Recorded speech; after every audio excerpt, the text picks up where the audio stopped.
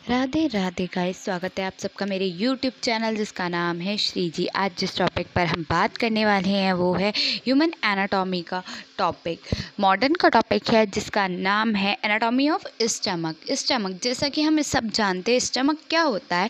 Stomach हमारा पेट होता है हिंदी में, लेकिन जो यहाँ है वो कुछ इस प्रकार है कि हम इसमें बहुत सारी चीज़ें पढ़ने वाले हैं स्टमक के लिए, जैसे उसके external features, shape, position, location, connection, size, capacity, external features, internal features, blood supply, venous drainage, lymphatic drainage, nerve supply और सबसे इम्पॉर्टेंट क्लिनिकल एनाटॉमी। देखो किसी भी एनाटॉमी के लिए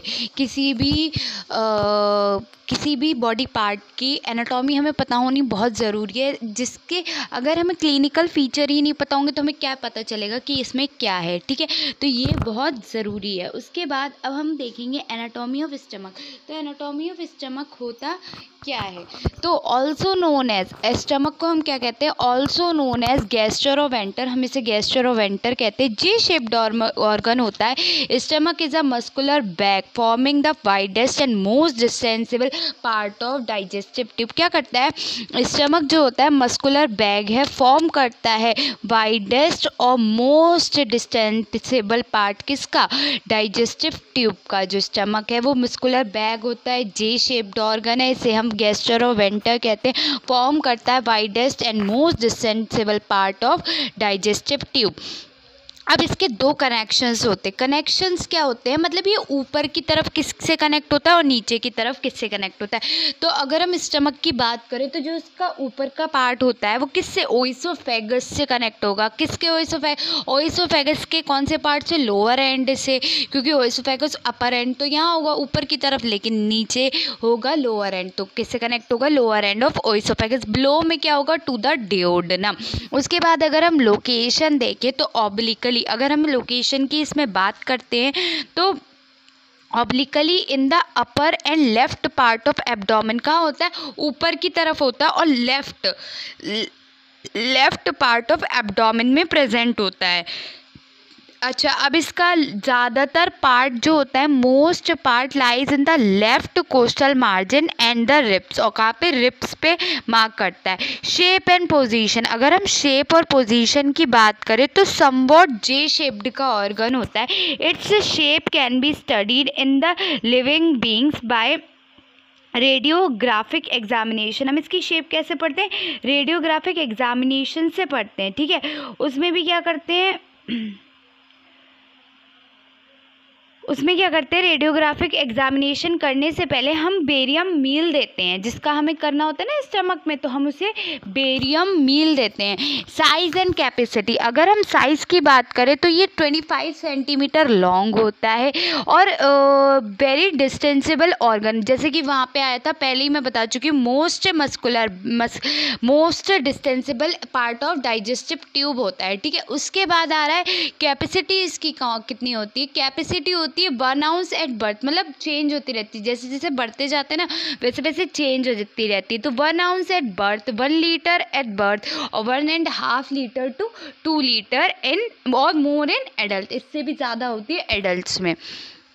अब अगर हम एक्सटर्नल फीचर्स की बात करें तो एक्सटर्नल फीचर्स में क्या क्या आता है? एक्सटर्नल फीचर्स में ऑरिफेसेस आते हैं, कर्वेचर्स आते हैं। अच्छा, ऑरिफेसेस क्या होते हैं? ऑरिफेसेस जो होगा वो हम ओपनिंग्स को बोलते हैं, और जो कर्वेचर्स होता है वो हम बॉर्डर्स को बोलेंगे। जो स्टमक में अगर कर्वेचर और ऑरिफेसेस आ गए तो ओ से शुरू हो रहा है तो ओ से ओपनिंग होता है, तो ऑरिफेसेस ओ से, और कर्वेचर बी सी आता है ना, तो बॉर्डर और कर्वेचर। तो 2 कर्वेचर होते हैं, 2 बॉर्डर होते हैं, 2 सरफेसेस होती हैं और 2 पार्ट्स होते हैं। तो ऑरिफेसेस और ओपनिंग, 2 कर्वेचर्स और बॉर्डर्स और 2 सरफेसेस और 2 पार्ट्स। अब तो 2 ओपनिंग कौन सी होती है? कार्डियक और पाइलोरिक। जो कार्डियक ओपनिंग होती है दो ओपनिंग होती है कार्डियक और पाइलोरिक। जो कार्डियक ओपनिंग होती है वो joined by the lower end of oesophagus, वो लोअर एंड पे, जैसे कि हमने पहले पढ़ा था कि कनेक्शंस में पढ़ा था, एबव में क्या था कि लोअर एंड ऑफ ओइसोफेगस, तो यहाँ पे भी आ रहा है जो कार्डियक ओपनिंग होगी वो कहाँ होगी, लोअर एंड ऑफ ओइसोफेगस पे प्रेजेंट होती है। कहाँ, 7th कोस्टल कार्टिलेज पे लाई करेगा, कहाँ 7th कोस्टल कार्टिलेज पे लाई करेगा, 2.5 centimetre from the junction with sternum and at the level vertebrae कौन सा, T11 थोरेसिक वर्टिब्रे 11 पे लाई करेगा। ठीक है, अब अगर पाइलोरिक की बात करें तो it opens into the duodenum, duodenum में खुलता है in empty stomach in supine position 1 to 1.2 centimetre to the right की तरफ at the lower border of vertebra L1 और ट्रांसपाइलोरिक प्लेन, कौन सा प्लेन आ जाता है, ट्रांसपाइलोरिक प्लेन। अब दो कर्वेचर या दो बॉर्डर्स की बात करें तो दो कर्वेचर या दो बॉर्डर्स देखने के लिए मिलते हैं, एक लेसर कर्वेचर और एक ग्रेटर कर्वेचर। लेसर कर्वेचर क्या करेगा, कॉन्वेकेव होगा, तो उसका उल्टा हो गया ग्रेटर कर्वेचर, कॉन्वेक्स। ठीक है, जो लेसर कर्वेचर है वो फॉर्म कर रहा है राइट बॉर्डर, तो वो क्या फॉर्म करेगा, लेफ्ट बॉर्डर। अब जो लेसर है वो लेसर ओमेंटम से अटैच्ड होगा, ये पेरिटोनियम में होता है। ठीक है, तो attach to the lesser omentum, और ग्रेटर कहाँ होगा, तो वो ग्रेटर ओमेंटम से अटैच करेगा। अच्छा, अब एक ग्रेटर कर्वेचर जो होता है वो 5 times larger than lesser curvature, हमेशा याद रखना, जो ग्रेटर कर्वेचर होगा वो 5 गुना ज़्यादा बड़ा होगा लेसर कर्वेचर से। अब एंगुलर नॉच क्या होती है, एंगुलर नॉच एक नॉच है, कहाँ प्रेजेंट होती है, लेसर कर्वेचर पे, और जो ग्रेटर कर्वेचर है at upper and notch which separated from oesophagus, एक ऐसी नॉच है जिसे क्या ओइसोफेगस से सेपरेट किया जा रहा है। अच्छा, एंगुलर नॉच को इंसिसुरा एंगुलरिस भी कहा जाता है, वाइवा के लिए इंपॉर्टेंट क्वेश्चन है कि एंगुलर नॉच को क्या कहते हैं, इंसिसुरा एंगुलरिस। ठीक है, उसके बाद और कहाँ पे प्रेजेंट होती है, लेसर कर्वेचर पे प्रेजेंट होती है। अब दो सरफेसेस कौन कौन सी होंगी, दो सरफेसेस होंगी, एक तो एंटीरियर जो सामने की तरफ है, एक हो गई पोस्टीरियर जो पीछे की तरफ है। अब एंटीरियर को हम एंटीरियर सुपीरियर क्योंकि वो ऊपर की तरफ होगी, और पोस्टीरियर को हम कहेंगे पोस्टीरियर इंफीरियर जो कि नीचे की तरफ होगी। ठीक है, उसके बाद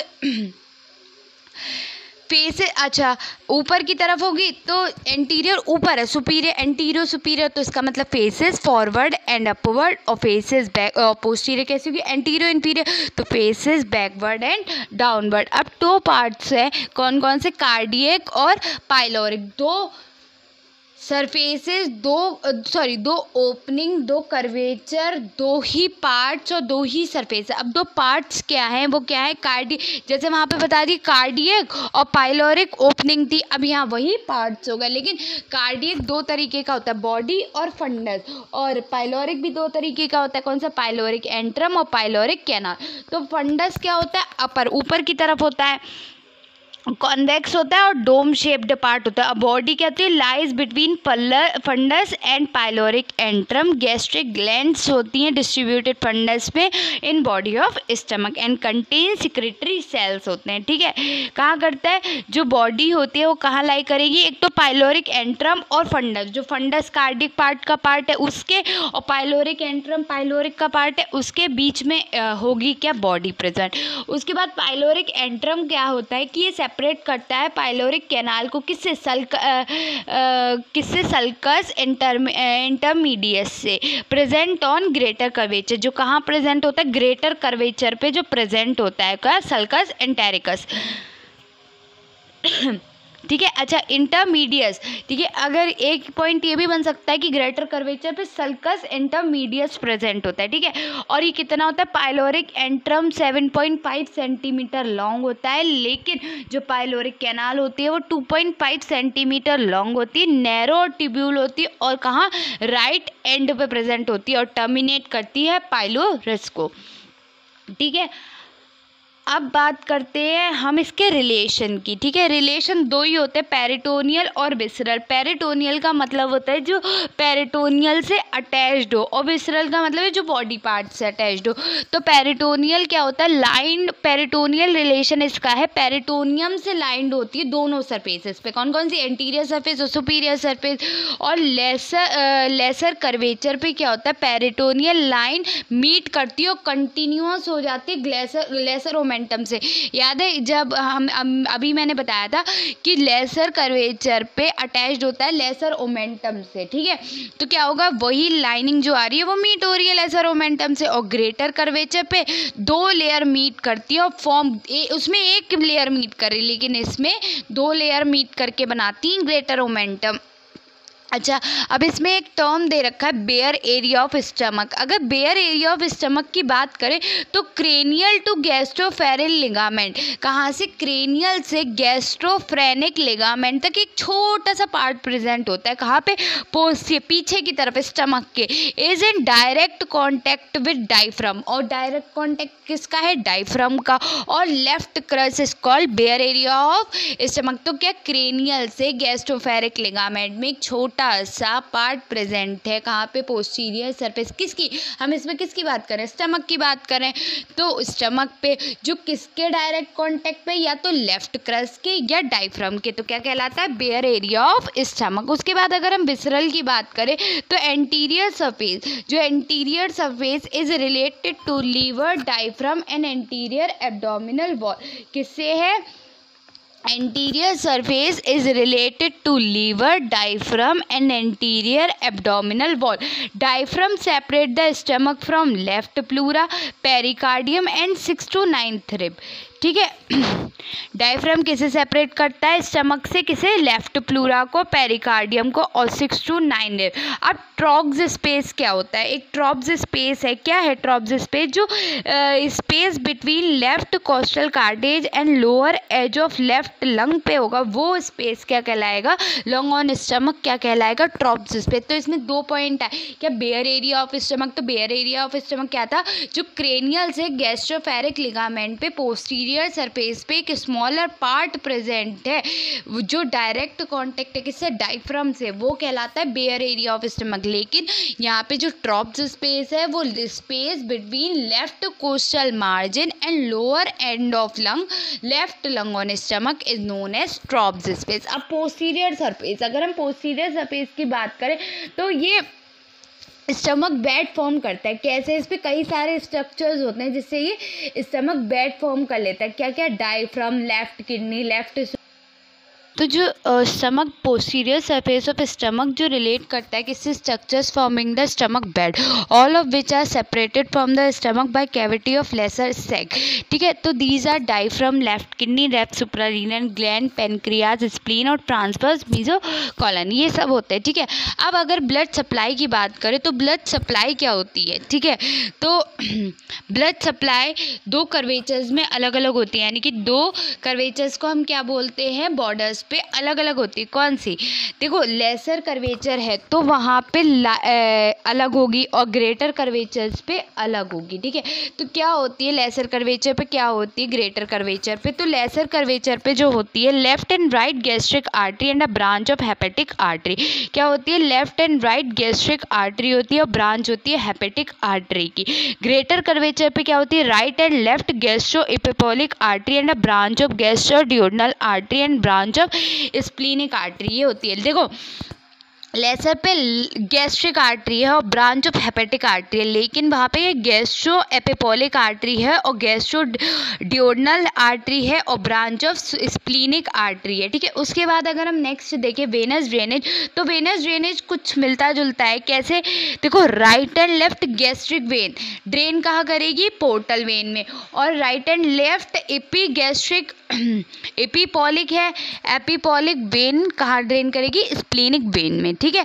उसके बाद अगर हम नर्व सप्लाई की बात करें, ये हो गई वेनस ड्रेनेज की बात। अब हम नर्व सप्लाई की बात करें तो सिंपैथेटिक और पैरासिम्पैथेटिक 2 तरीके से होती हैं। अगर हम सिंपैथेटिक की बात करें तो सिंपैथेटिक T6 से T10 स्पाइनल कॉर्ड तक और ग्रेटर स्प्लीनिक नर्व, सीलेक और हेपेटिक प्लेक्सस ये सप्लाई करते हैं, ठीक है। और पैरासिम्पैथेटिक में ओइसोफेगल प्लेक्सस, वेगी और गैस्ट्रिक नर्व सप्लाई करते हैं। और ये नर्व्स कैसी होती हैं, जो होती है मोटर और सिक्रेटरो मोटर होती है, कहाँ पे, स्टमक पे। अब अगर हम लिम्फेटिक ड्रेनेज की बात करें, नेक्स्ट है लिम्फेटिक ड्रेनेज, फिर लास्ट रह जाएगा क्लिनिकल एनाटॉमी, क्लिनिकल वो फीचर्स, हाँ, ठीक है। तो क्या क्लिनिकल एनाटॉमी फीचर्स बात है, ठीक है। लिम्फेटिक ड्रेनेज, अब लिम्फेटिक ड्रेनेज को 4 पार्ट में डिवाइड किया गया। Upper part of left 1/3, right 2/3, lower part of left 1/3 और पाइलोरिक पार्ट। ठीक है, upper part of left 1/3 drain करता है कहाँ पे, पैनक्रियाटिको स्प्लीनिक नोड में, स्प्लीनिक आर्टरी में। ठीक है, राइट कहाँ ड्रेन करेगा, लेफ्ट गैस्ट्रिक नोड और लेफ्ट गैस्ट्रिक आर्टरी में। ठीक है, उसके बाद लोअर लेफ्ट कहाँ 1/3 कहाँ करेगा, गैस्ट्रो एपिपोलिक आर्टरी में। ठीक है, नोड में, और राइट गैस्ट्रो एपिपेलिक आर्टरी में, इन दोनों में करेगा। नोड भी होगी राइट गैस्ट्रो एपिपेलिक और वही आर्टरी भी होगी। पाइलोरिक पार्ट जो होगा वो ड्रेन करेगा pyloric hepatic left gastric node और पास करेगा सारे नोड से टू सीलियक नोड। कहाँ पे, सीलियक नोड, सीलियक प्लेक्सिस था ना सिंपैथेटिक में, तो ये वहाँ पे सप्लाई करेगा। उसके बाद अब आता है क्या, जो आता है क्लिनिकल एनाटॉमी। अगर हम क्लिनिकल एनाटॉमी में बात करें तो gastric pain is felt in epigastrium because of the supply of segments T6 to T9 of spinal cord which is also supplied by abdominal wall. कभी कभी पेट में दर्द किससे सप्लाई की वजह से भी होती है, कौन सी, T6 से T9 जो कि सप्लाई करती है।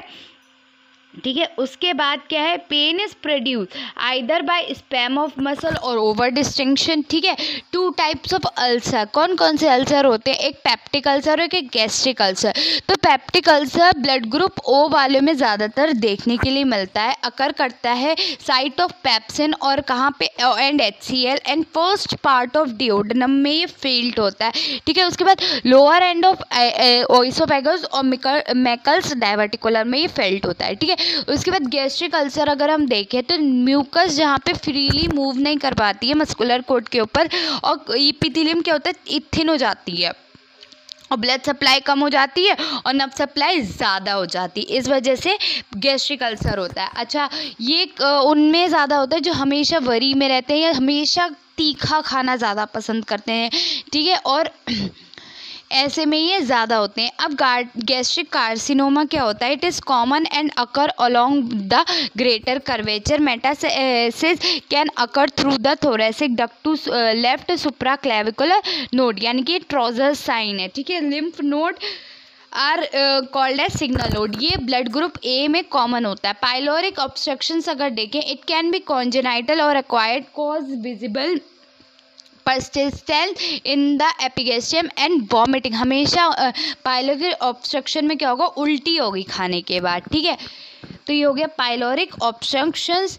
नेक्स्ट है क्या, लास्ट है हाइपोस्थेटिक और हाइपरस्थेटिक स्टमक। हाइपरस्थेटिक में क्या होगा, मोर प्रोन टू लॉन्गर और नैरोअर होगा पहले, तो ये हाइपोस्थेटिक स्टमक कैसा होगा, लॉन्ग एंड नैरोअर होगा, और ये प्रोन करता है गैस्ट्रिक अल्सर को। और हाइपरस्थेटिक स्टमक जो प्रोन करता है वो डिओडेनल अल्सर को करता है, और ये शॉर्ट और ब्रॉड होता है।